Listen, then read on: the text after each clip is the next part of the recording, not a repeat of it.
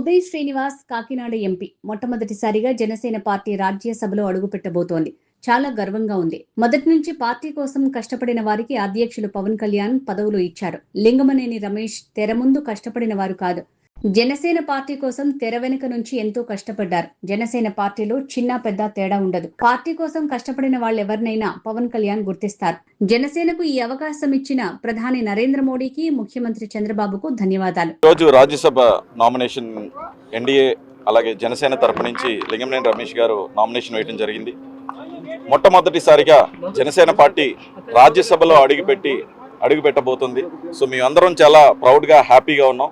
మా అధినేత పవన్ కళ్యాణ్ గారు ఎప్పటి నుంచో కూడా పార్టీకి కష్టపడ్డ వాళ్ళని ఎవరిని కూడా వదిలేయకుండా అందరికీ తగిన పదవుల్ని కట్టబెడతా ఉంటారు.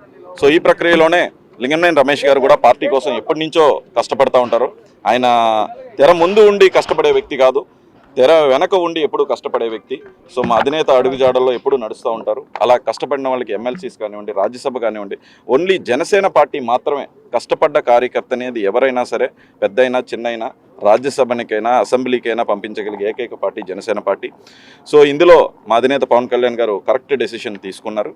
డెఫినెట్లీ ఫస్ట్ టైం రాజ్యసభకి మా జనసేన పార్టీ వెళ్తున్నందుకు చాలా ఆనందంగా ఉంది. అండ్ ఎన్డీఏ తరపు నుంచి కూడా మా కృతజ్ఞతలు తెలుపుతున్నాం నరేంద్ర మోడీ గారికి కానీ, చంద్రబాబు నాయుడు గారికి కానీ.